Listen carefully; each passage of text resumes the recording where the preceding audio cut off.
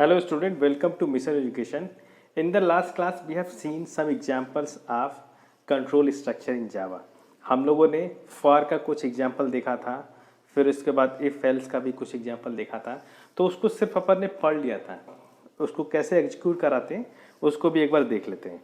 जैसे ये वाला प्रोग्राम है add2number2.java, ये वाला प्रोग्राम लास्ट क्लास में देखा था कि कैसे यूजर से इनपुट लेने के लिए अपन को कमांड लिखना पड़ता है। जैसे कि C++ में था सी इन सी आउट, सीधा सीधा एक कीवर्ड्स था, उसको यूज करके अपन कुछ भी आउटपुट स्क्रीन पे आउटपुट देना है दे सकते थे। सी इन का यूज करके सीधा सीधा यूजर से इनपुट ले सकते थे, लेकिन यहाँ पे आउटपुट देने के लिए system.out.println के नाम से एक फंक्शन तो है, मेथड तो है, लेकिन इनपुट लेने के लिए हमको थोड़ा सा पैकेज इंपोर्ट करना पड़ता है, उस पैकेज का ऑब्जेक्ट क्रिएट करना पड़ता है, फिर ऑब्जेक्ट के हेल्प से हम यूजर से इनपुट लेते हैं। तो ये एग्जांपल अपन ने पहले ही देखा था। आउटपुट स्क्रीन का ही मैं ये स्क्रीनशॉट लेके आप लोगों को इस वीडियो में दे रहा हूँ ताकि आप लोगों को थोड़ा सा चीज़ें समझ में आ जाए। जैसे कि हम लोगों ने ये प्रोग्राम देख लिया था, सिंपल डिस्कशन कर लिया था, उसके बाद अपन को क्या करना था, जावा सी add2number.java करके इंटर करना था। तो इस वाले प्रोग्राम में कोई भी एरर नहीं था, तो सीधे सीधे कमांड नेक्स्ट लाइन में आ गई। तो उसमें अपन लोगों ने क्या कर दिया, अब इस वाले प्रोग्राम को इंटरप्रीट करना है, इस वाले प्रोग्राम को अपने को इंटरप्रीट करना है। तो उसके लिए अपन लोगों ने क्या लिखा कि जावा add2numbers2।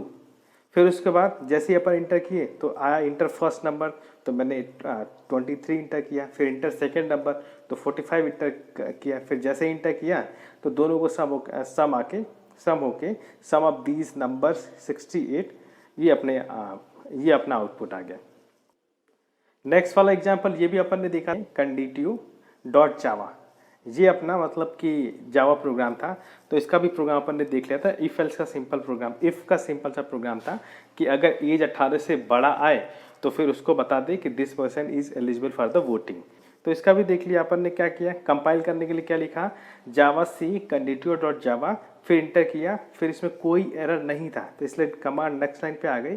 फिर उसके बाद अपन ने क्या किया, जावा conditive, तो यहाँ पे एरर दिखा दिया क्योंकि इसको क्या है कि जो अपन ने ये क्लास कॉल किया है, क्लास का नाम कैपिटल सी है। यहाँ अपन देख सकते हैं कंडिटिव में सी कैपिटल होता है और जावा अपना केस सेंसिटिव होता है। केस सेंसिटिव होने का मतलब ये है कि कोई चीज़ अगर स्मॉल लेटर में लिखी है तो उसका मतलब दूसरा है, अगर वही चीज़ कैपिटल लेटर में लिखा है तो उसका मतलब दूसरा है। तो ये फिर दोबारा से अपन ने जावा प्रोग्राम को इंटरप्रेट किया, तो यहाँ पे कैपिटल सी के नाम से इंटरप्रेट किया, तो जावा कंडिटिव लिख दिया, फिर इंटर किया। तो चूंकि पर्सन का एज 25 था तो इसलिए क्या बता रहा है कि this person is eligible for the voting. इसके बाद नेक्स्ट वाला प्रोग्राम था बच्चों condition2.java। इसमें इफ एल्स का प्रोग्राम अपन ने यूज किया था। तो इसमें किसी नंबर को इवन है कि ऑड है वो बताने वाला नंबर था, उस नंबर को पहले से ही अपन ने क्या कर दिया था, असाइन कर दिया था 13। तो फिर उसके बाद ये कंडीशन सब कुछ मतलब कि फॉलोअप होने के बाद अपने को क्या करना था कि इसको कंपाइल करना था। कंपाइल करने के लिए स्टेटमेंट क्या लिखा, जावा सी condition2.java इंटर। तो अगर इसमें कोई एरर नहीं है तो कमांड नेक्स्ट लाइन में आ गया, तो वहाँ पे अपन ने क्या लिखा, जावा condition2, फिर इंटर कर दिया। तो चूंकि अपना नंबर 13 था तो आउटपुट क्या आ गया, ऑड नंबर। ये वाला प्रोग्राम भी बच्चों अपन लोगों ने देखा था कंडीशनल 3 वाला प्रोग्राम। ये टर्नरी ऑपरेटर का एग्जांपल है। टर्नरी ऑपरेटर अपन ने पहले ही बोला था, हमारे पास क्या होता है, यूनिरी ऑपरेटर होता है, जैसे नेगेशन साइन है तो यूनिरी ऑपरेटर होता है। बाइनरी ऑपरेटर कौन से होते हैं, प्लस माइनस मल्टीप्लिकेशन डिवीजन, ये सब क्या है, बाइनरी ऑपरेटर है। ये वाला जो ऑपरेटर है ये क्या है, टर्नरी ऑपरेटर है कि पहले वाले सेक्शन में नंबर परसेंटाइल 2 = 0, तो ये कंडीशन वाला सेक्शन है। उसके बाद क्वेश्चन मार्क के बाद जो पहला डबल कोट्स में वो पहला स्टेटमेंट है, फिर उसके बाद दूसरा डबल कोट्स में वो दूसरा स्टेटमेंट है। मतलब क्या है, कंडीशन अगर ट्रू होगी तो पहला स्टेटमेंट रन होगा, अगर कंडीशन फॉल्स होगी तो दूसरा स्टेटमेंट रन होगा। तो इसमें भी फिर वही वाला एग्जाम्पल था, ऑड इवन फाइंड आउट करने वाला जो अपन पहले लिया था। तो इसमें टर्नरी ऑपरेटर को यूज करके हम लोगों ने वही प्रोग्राम किया है। तो इसमें भी आउटपुट क्या आ गया कि ऑड नंबर। ये ग्रेड वाला प्रोग्राम भी अपन ने किया था बच्चों, इफ एल्स लेडर के सिस्टम में अपन ने इफ एल्स लगा लिया था। उसमें क्या था, किसी भी नंबर को, किसी बच्चे ने कोई नंबर ऑब्टेन किया तो उसको बता दे कि वो कौन से ग्रेड में है, तो उसके लिए इफ एल्स लगा दिया था। ये अपन ने लास्ट वाले लेक्चर में डिस्कस भी कर लिया था। तो इसके बाद क्या करना होता है, इसको कंपाइल करना होता है। तो कंपाइल करने के लिए स्टेटमेंट क्या लिखा, जावा सी कंडीशन 4 डॉट जावा। फिर उसके बाद इंटरप्रीट करना होता है। इंटरप्रीट करने के लिए क्या लिखना होता है, जावा स्पेस देके कंडीशन 4 मतलब क्लास का नाम एंटर कर दिया। सी ग्रेड आ गया क्योंकि बच्चे का मार्क्स कितना था 65%। और सी ग्रेड के लिए हम लोग देख रहे हैं यहाँ पर कि कंडीशन क्या है, ग्रेटर देन 60 और लेस देन 70। तो बच्चे का मार्क्स किस ग्रेड में आ गया, सी ग्रेड में। फिर उसके बाद बच्चों हम लोगों ने डिस्कस कर दिए थे, ये भी साथ पिछले क्लास में डिस्कस कर लिया था कि स्विच केस वाला प्रोग्राम। इसमें क्या है कि अगर नंबर 10, 20 या फिर 30 है तो वो सीधा सीधा वो नंबर रिटर्न कर दे, या फिर इसके अलावा कोई ऑप्शन चूज किया है तो उसके लिए आउटपुट क्या आ जाए कि नॉट इन 10, 20 और 30। ये वाला प्रोग्राम भी लास्ट क्लास में देख लिया था। तो इस वाले केस को भी कंपाइल करने के लिए क्या करना पड़ेगा, जावा सी स्विच 1 डॉट जावा करना पड़ेगा, इंटर करना पड़ेगा, फिर इंटरप्रीट करना पड़ेगा। फिर इंटर करेंगे तो चूंकि नंबर अपन ने क्या चूज किया था 20, तो 20 के लिए केस है केस 10, केस 20, केस 30। केस 10 के लिए भी है, 20 के लिए भी, 30 के लिए। तो अपना नंबर क्या था 20, तो वो कौन से केस से मैच हुआ, 20 वाले केस से। तो उसके साथ में जो स्टेटमेंट है system dot out dot println वो प्रिंट हो गया। फिर इसके बाद फिर से केस वाला एग्जाम्पल अपन देख रहे हैं, शायद ये वाली लास्ट क्लास में हुआ नहीं था। तो ये भी एग्जाम्पल क्या है, स्विच केस का है। इसमें 1 to 12 नंबर होता है। मंथ साल में कितने होते हैं, 1 से 12 तक होते हैं। 1 जनवरी के लिए स्टैंड करता है, 2 फरवरी के लिए स्टैंड करता है, 3 मार्च के लिए स्टैंड करता है, 4 अप्रैल के लिए स्टैंड करता है, ऐसे ही दिसंबर तक 12 दिसंबर के लिए स्टैंड करता है। तो इसके लिए प्रोग्राम है बच्चों, तो वो नंबर के फॉर्म में उसके करस्पॉन्डिंग कौन सा मंथ है ये अपने को बता दे। अब वो भी ये लोग इसलिए करते हैं क्योंकि मंथ न्यूमेरिक फॉर्म में लेने का रीजन है क्योंकि उस पर अपन को कभी एडिशन, सब्सट्रैक्शन ये सब करना पड़ता है, लॉजिकल ऑपरेशन और न्यूमेरिकल ऑपरेशन करने पड़ते हैं। इसलिए मंथ को, ईयर को नंबर के फॉर्म में लेना पड़ता है। तो मंथ को नंबर के फॉर्म में ले लिया, लेकिन फिर बाद में जब उसको बताना है कि ये वाला प्रोग्राम लगा के वो बता देते हैं कि फिफ्थ मीन्स मई का मंथ, 8th मीन्स अगस्त का मंथ, 10th मीन्स अक्टूबर का मंथ। तो इसको भी एग्जीक्यूट कराने का तरीका क्या है, कंपाइल किया जावा सी स्विच 2 डॉट जावा, फिर उसके बाद कंपाइल किए, कोई नेक्स्ट लाइन में कंट्रोल चला गया, फिर उसके बाद वहाँ पे इंटरप्रीट किया तो जावा स्पेस दे के स्विच 2 इंटर किया तो 7 जुलाई आ गया क्योंकि मंथ अपन ने क्या चूज़ किया था, 7 चूज़ किया था। फिर इसके बाद बच्चों ये वाला प्रोग्राम, एक और लास्ट प्रोग्राम स्विच का देख लेते हैं। ये वाला प्रोग्राम लास्ट वाली क्लास में हुआ नहीं था। तो हमको एक्चुअली क्या करना है कि कोई भी कैरेक्टर हो अपने पास तो उसको बता दे कि वो पर्टिकुलर कैरेक्टर क्या है, वॉवेल है कि कॉन्सोनेंट है। तो अपने को पहले से ही पता है कि वॉवेल कौन कौन से हैं, ए, ई, आई, ओ, यू, ये सब वॉवेल हैं। लेकिन इसी का कैपिटल लेटर भी आ गया तो वो भी वॉवेल है। तो उसके लिए भी क्या कर दिया, capital A, capital E, capital I, O और यू अपन ने इतने केस बना दिए। मतलब कोई सा भी कैरेक्टर अपने पास आ गया तो स्विच केस के हेल्प से वो जितने केसेस हैं सबके साथ में मैच करेगा, टॉप टू डाउन, ऊपर से नीचे की तरफ, और जिससे मैच हो गया उसके करस्पॉन्डिंग वाले स्टेटमेंट को क्या करेगा, एग्जीक्यूट कर देगा। तो इस वाले प्रोग्राम को अपन समझ लेते हैं। पहला वाला स्टेटमेंट क्या है, पब्लिक क्लास स्विच 3, अपन ने क्या किया, क्लास क्रिएट कर दिया, किस नाम से, स्विच 3 के नाम से। फिर उसके बाद क्या लिखा, मेन फंक्शन को डिक्लेयर किया। उसके पहले क्या लिखा, वॉइड लिखा। वॉइड का मतलब क्या होता है कि इस फंक्शन से कोई भी रिटर्न नहीं लेना है। स्टैटिक का मतलब क्या होता है कि इस फंक्शन को कॉल करने के लिए क्लास का ऑब्जेक्ट बनाने की जरूरत नहीं है। पब्लिक का मतलब क्या होता है, एक्सेस स्पेसिफायर। फिर उसके बाद वाले स्टेटमेंट में अपन ने एक वेरिएबल डिक्लेयर किया ch के नाम से और उसको इनिशियलाइज कर दिया o से। o क्या है, वॉवेल, मतलब ch वेरिएबल में क्या आ गया, o आ गया। अब स्विच में अपन ने उसी वेरिएबल को पास कर दिया, ch वेरिएबल को पास कर दिया जिसमें क्या है, o। तो o क्या करेगा, मतलब ch क्या करेगा, सारे केस से मैच करेगा। केस फर्स्ट, केस ए से मैच करेगा। तो ए तो ch की वैल्यू है नहीं, वो केस ट्रू होगी नहीं, तो नेक्स्ट वाले स्टेटमेंट पे चला जाएगा। ई से मैच करेगा, आई से मैच करेगा, ओ से मैच करेगा, यू से मैच करेगा। एक्चुअली कैपिटल ओ है वो, स्मॉल ओ नहीं है, तो ये स्मॉल ओ से भी मैच नहीं करेगा। ये सीधे जाएगा कहाँ पे मैच करेगा, कैपिटल ओ से, तो उसका वाला स्टेटमेंट क्या हो जाएगा, एग्जीक्यूट हो जाएगा, मतलब क्या आ जाएगा, वॉवेल। अगर किसी भी केस से मैच नहीं करता तो कौन सा स्टेटमेंट एग्जीक्यूट होता है, डिफॉल्ट वाला, system dot out dot println double quotes के अंदर कॉन्सोनेंट, मतलब किसी भी केस से मैच नहीं किया, जितने भी वॉवेल हैं उन सब से मैच, उन सब का केस बना के उनसे मैच कराने की कोशिश की, मैच नहीं करी, तो क्या हो गया, वो वाला कैरेक्टर क्या होगा, कॉन्सोनेंट होगा। तो ये प्रोग्राम बनाने के बाद अपन ने क्या किया, इसको कंपाइल किया, जावा सी लिखा, जावा सी क्या है, कंपाइलर, फिर उसके बाद स्पेस देके स्विच 3 डॉट जावा कर दिया, फिर इंटर कर दिया। इस प्रोग्राम में कोई एरर नहीं था, तो फिर क्या हुआ, नेक्स्ट वाले लाइन में कंट्रोल चला गया, फिर वहाँ पे क्या करेंगे, इस वाले प्रोग्राम को इंटरप्रेट करेंगे। तो जावा लिखा, स्पेस देके स्विच 3 किया, फिर इंटर किया, तो वॉवेल आ गया। वॉवेल क्यों, क्योंकि अपन ने जो कैरेक्टर की वैल्यू ली थी वो क्या थी, कैपिटल ओ। फिर ये एक और एग्जाम्पल है फॉर का। बच्चों अगर मल्टीपल फॉर अपन ने एक प्रोग्राम में लगाना हो, वो भी नेस्टेड फॉर्म में, तो ये अपन लोगों ने लगाया है।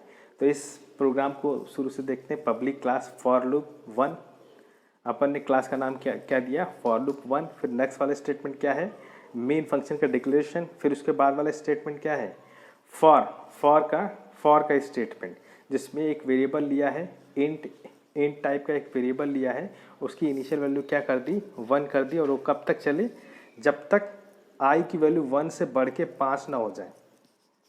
और फिर थर्ड वाला आर्गूमेंट में क्या किया, उसको एक एक करके इंक्रीमेंट कर दिया। फिर अंदर गए तो एक और फिर से फॉर का स्टेटमेंट है, उसमें एक जे वेरिएबल लिया इंटीजर टाइप का, उसको भी इनिशियलाइज कहाँ से कर दिया, 1 से कर दिया। अब जे की वैल्यू क्या है, क्या हो, लेस देन इक्वल्स टू आई हो, मतलब वो कंडीशन तब तक ट्रू होगी जब तक कि वह या तो आई के इक्वल होगा या फिर आई से लेस होगा। फिर उसके बाद जे को फिर से क्या कर दिया, जे को क्या कर दिया, 1 से इंक्रीमेंट कर दिया। फिर उसके अंदर स्टेटमेंट अपन लोगों ने क्या लिखा है, system dot out dot println, मतलब पहले फॉर के अंदर दूसरे फॉर के अंदर अपन ने स्टेटमेंट लिखा है system dot out dot println, फिर उनके डबल कोट्स में एस्ट्रिक और एक सिंगल स्पेस अपन ने दिया है। ये किसके अंदर है, फॉर के दूसरे फॉर के अंदर है। फिर उसके बाद जो वो फॉर टर्मिनेट होता है, तो फिर उसके बाद जब पहले फॉर के अंदर जाते हैं, तो फिर उसके बाद अपन ने क्या लिखा है, system dot out dot println और ब्रैकेट में कुछ भी नहीं। ये स्टेटमेंट किस लिए लिखा गया है, ये स्टेटमेंट इसलिए लिखा गया क्योंकि पहला जो अंदर वाला जो फॉर एग्जीक्यूट होए तो अपना स्टेटमेंट कहाँ चला जाए, नेक्स्ट लाइन में, क्योंकि प्रिंट एलन है, एलन का मतलब क्या था, नेक्स्ट लाइन। ओके, फिर उसके बाद ये हुआ। तो इस वाले फॉर वाले स्टेटमेंट को अपन देखें तो पहले आई की वैल्यू क्या थी, 1 थी। फिर उसके बाद अंदर वाले फॉर में आए तो जे इक्वल्स टू भी 1 है, जे इक्वल्स टू भी कितनी है, 1 है। तो यानी 1 is less than equals to 1, तो कंडीशन क्या होगी, ट्रू होगी।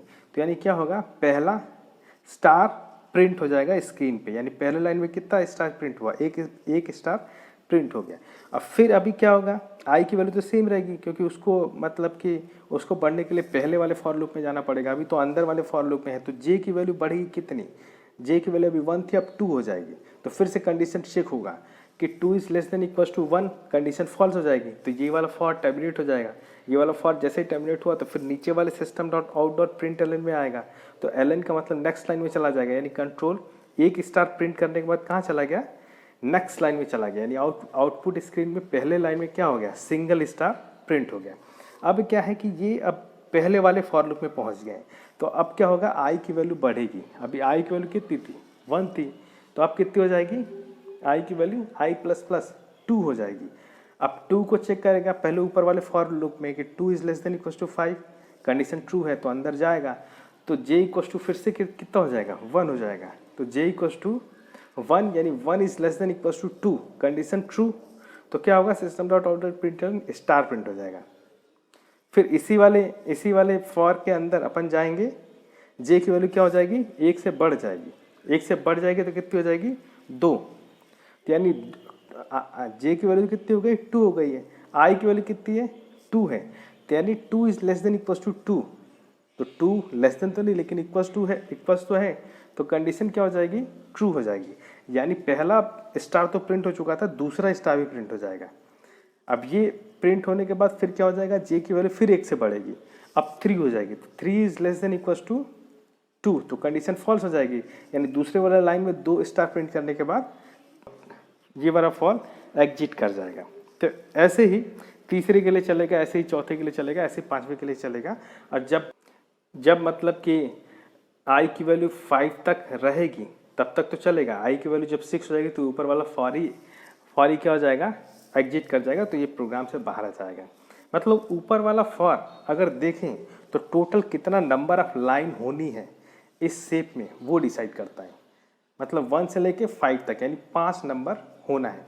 और नीचे वाला फॉर हर एक लाइन में कितनी स्टार होने हैं वो डिसाइड करता है। यानी पहली वाली कंडीशन की बात करें तो j = 1 था, i = 1 था, तो सिर्फ एक ही प्रिंट हुआ था, फिर एक ही स्टार था, फिर 2 स्टार हुआ, फिर 3 स्टार हुआ, फिर 4 स्टार हुआ, फिर 5 स्टार हुआ। ये आप लोग रन करके देखना, अगर फिर भी उसमें कोई दिक्कत होगी तो अपन दोबारा से भी डिस्कस कर लेंगे।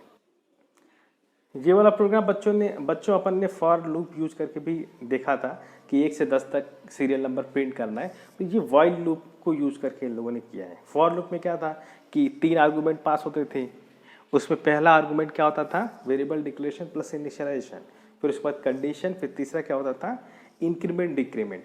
लेकिन यहाँ पे अपन व्हाइल वाले केस की बात करें तो वो सारे स्टेटमेंट होते हैं लेकिन डिफरेंट प्लेस पे होते हैं। जैसे कि पहले क्लास डिफाइन कर दिया, फिर उसके बाद मेन फंक्शन डिफाइन कर दिया, फिर उसके बाद क्या कर दिया, इंट i = 1। यहाँ पे वेरिएबल डिक्लेरेशन प्लस इनिशियलाइजेशन दोनों अपन ने कर ली। और व्हाइल के अंदर अपन ने क्या कर दी, कंडीशन दे दी। व्हाइल के अंदर अपन ने क्या कर दी, कंडीशन दे दी, फिर system.out.println एग्जीक्यूटेबल स्टेटमेंट दे दिया, फिर उसके बाद क्या कर दिया, इंक्रीमेंट कर दिया। मतलब फॉर में क्या था, ये तीनों स्टेटमेंट होते थे लेकिन फॉर के अंदर वाले आर्गूमेंट पे ही तीनों स्टेटमेंट पास करना पड़ता था, लेकिन यहाँ पे सब अलग अलग रख दिया। और फिर अल्टीमेटली क्या हुआ, मतलब जैसा फॉर अपन यूज कर पाते थे उसी तरीके से अपन ने व्हाइल यूज कर लिया। मतलब फॉर भी लूप के लिए यूज होता है, व्हाइल भी लूप के लिए यूज होता है। जैसे कंडीशन अपन फॉर में लगाते हैं वैसे कंडीशन व्हाइल में लगाते हैं, बस लोकेशन चेंज हो जाती है। तो अपन ने वही वाला प्रोग्राम व्हाइल को यूज करके किया है। तो देखा अपन ने, इसमें भी अपन को क्या आउटपुट मिल गया, जैसा फॉर में आउटपुट आया था। ये अपन ने, ये तो नीचे ही है, मतलब जो फॉर वाला प्रोग्राम अपन ने बनाया था 1 to 10 नंबर प्रिंट करने के लिए उसका ही है। तो इसको भी बनाने के बाद कंपाइल किया, कंपाइल करने के बाद एग्जीक्यूट कर दिया।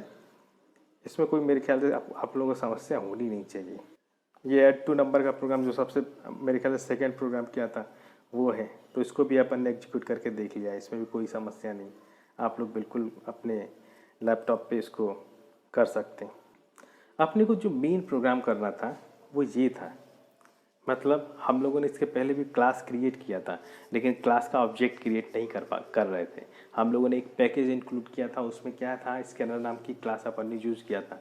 वहाँ पे ऑब्जेक्ट क्रिएट कैसे करते हैं वो देखा था, लेकिन और बाकी सब प्रोग्राम में भी कैसे ऑब्जेक्ट को क्रिएट करते हैं ये सब थोड़ा सा देखना ज़्यादा इम्पॉर्टेंट है।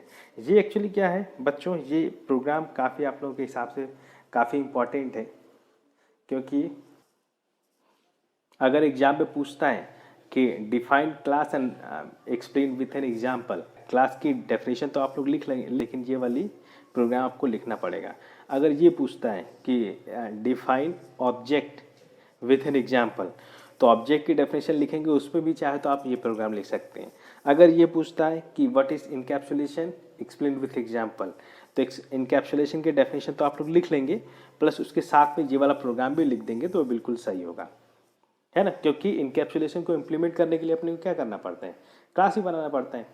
अगर क्लास के बारे में पूछे तो अपन लोगों ने क्लास तो बनाया ही है, क्लास के बारे में पूछे तो अपन लोगों ने क्लास तो बनाया ही है, और ऑब्जेक्ट के बारे में पूछे तो इसमें ऑब्जेक्ट क्रिएट करके अपन लोगों ने देखा है ना। तो सबसे ऊपर से देखते हैं क्लास का नाम।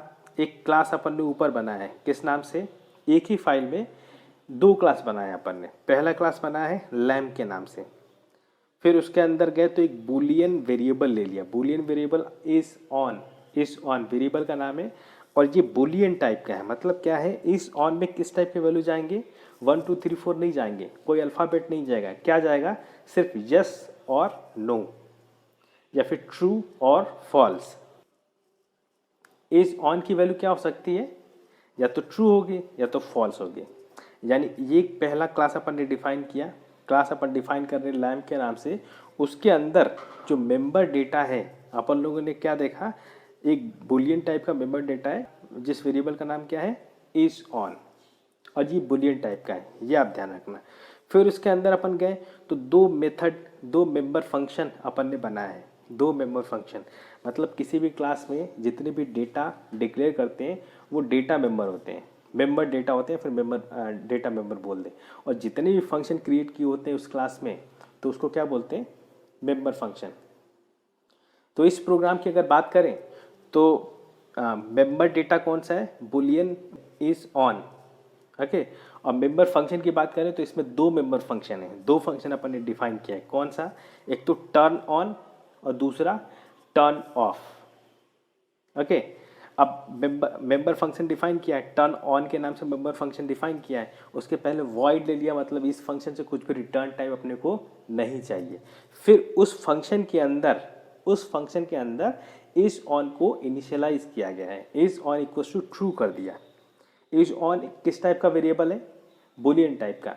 मतलब क्या है, इज ऑन में वैल्यू किस टाइप की आ सकती है, या तो ट्रू आएगी या फिर फॉल्स आएगी।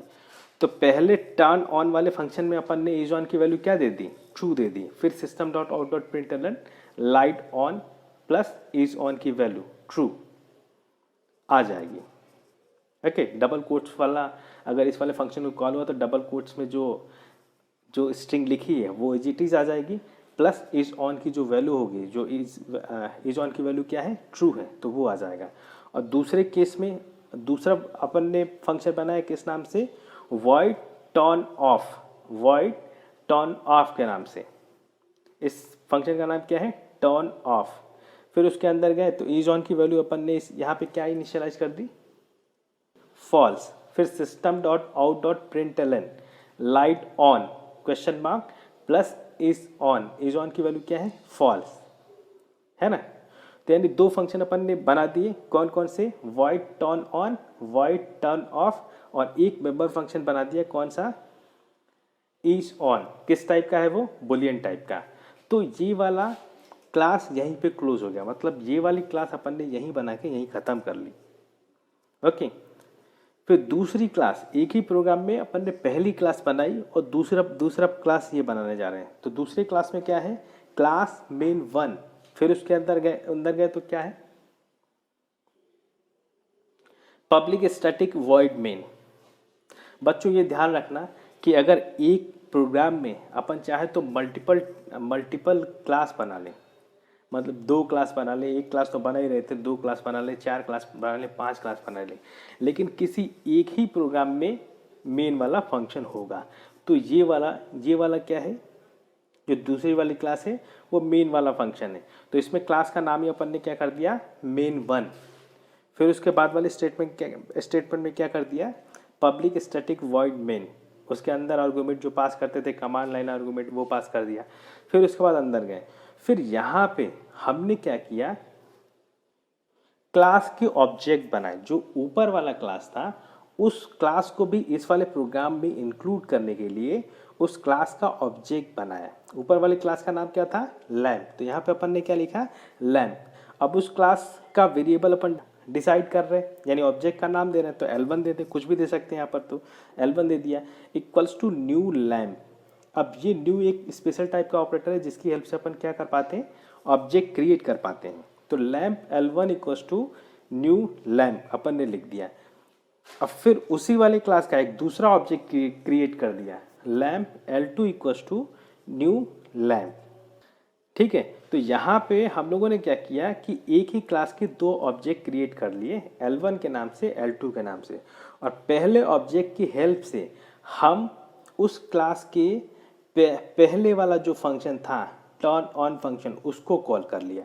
और दूसरे ऑब्जेक्ट की हेल्प से हम लैम्प वाली क्लास थी उसका दूसरा वाला फंक्शन अपन ने कॉल कर दिया, turn off, L2 turn off, फिर सेमीकोलन।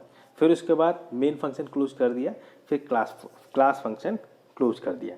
मैंने क्या बोला कि एक प्रोग्राम में चाहे तो आप कितने भी क्लास डिफाइन कर लें, लेकिन जितने भी क्लास डिफाइन कर लें, लेकिन कोई एक ही प्रोग्राम होगा, एक ही क्लास होगा जिसमें आप मेन फंक्शन डिफाइन करेंगे, तो यहाँ पे अपन ने देख ही रहे हैं कि 2 क्लास अपन ने डिफाइन कर दी एक ही प्रोग्राम में, लेकिन दूसरी वाली क्लास में क्या है, मेन फंक्शन अपन ने डिफाइन कर दिया।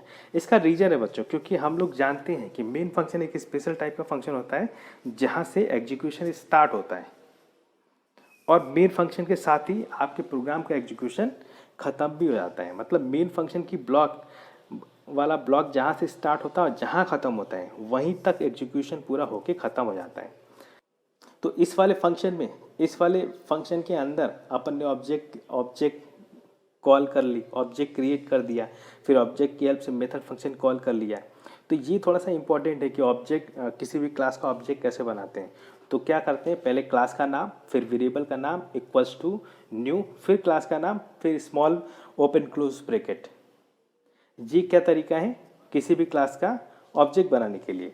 अब किसी भी क्लास के ऑब्जेक्ट से किसी की फंक्शन को कैसे कॉल करते हैं, उसके फंक्शन को कैसे कॉल करते हैं, तो उसके लिए क्या है, ऑब्जेक्ट का नाम L1 डॉट उस फंक्शन का नाम, ऑब्जेक्ट का नाम L2 डॉट उस फंक्शन का नाम। ठीक है, तो मेन फंक्शन के अंदर अगर देखें तो यहाँ पर क्या है, पहला वाले स्टेटमेंट में क्या है, अपन ने लैम्प क्लास का ऑब्जेक्ट क्रिएट कर लिया। तो इसमें तो कुछ एग्जीक्यूट होगा नहीं, क्योंकि ऑब्जेक्ट क्रिएशन तो कोई एग्जीक्यूटेबल स्टेटमेंट है नहीं, वो तो बस ये है कि इस वाले क्लास का ऑब्जेक्ट क्रिएट हो गया। दूसरे वाले स्टेटमेंट क्या है, L2, तो मतलब क्या है कि उसी वाले फंक्शन का दूसरा ऑब्जेक्ट क्रिएट हो गया, तो इसमें भी कोई एग्जीक्यूट होने वाले स्टेटमेंट नहीं है। फिर तीसरा स्टेटमेंट क्या है, L1 dot turn on, L1 dot turn on, यानी पहले वाले ऑब्जेक्ट की हेल्प से अपन ने टर्न ऑन वाला फंक्शन को कॉल कर दिया है। तो अब यहाँ पे टर्न ऑन वाला जो मेथड है पूरा एग्जीक्यूट करेगा, यहाँ पे जो टर्न ऑन वाला मेथड है वो पूरा एग्जीक्यूट करेगा। यानी इज ऑन एक वेरिएबल है, ऑब्जेक्ट क्रिएट जैसे ही अपन ने किया था, तो इसका मतलब कि कैसे एग्जीक्यूट होता है बच्चों।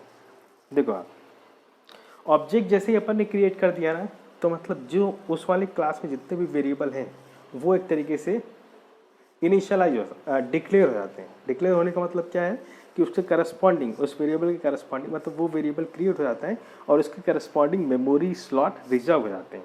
मतलब इज ऑन एक तरीके से डिक्लेयर हो चुका है बुलियन टाइप का, जैसे ही अपन ने ऑब्जेक्ट क्रिएट किया था। फिर उसके बाद पहले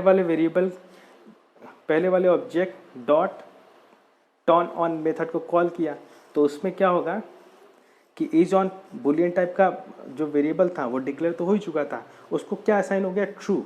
अब system dot out dot println double quotes में क्या आ गया, light on question mark plus true. ये देखिए, आपको इस आउटपुट स्क्रीन पे देख सकते हैं, ये आउटपुट इसका आ गया। और दूसरे वाले फंक्शन को जो कॉल किया L2 डॉट टर्न ऑफ, तो मतलब इसमें क्या होगा, बुलियन वाला जो वेरिएबल था इज ऑन डिक्लेयर तो हो ही चुका था, तो अब उस वाले में क्या हुआ कि इज ऑन को अपन ने किससे इनिशियलाइज कर दी, फॉल्स से इनिशियलाइज कर दी। और फॉल्स से इनिशियलाइज करने के बाद फिर उसके बाद system dot out dot println वाले स्टेटमेंट एग्जीक्यूट हुआ। तो डबल कोट्स के अंदर क्या था, light on question mark plus false. तो अपन देख सकते हैं light on question mark false. मेरे ख्याल से आज की क्लास में इतना ही। Thank you.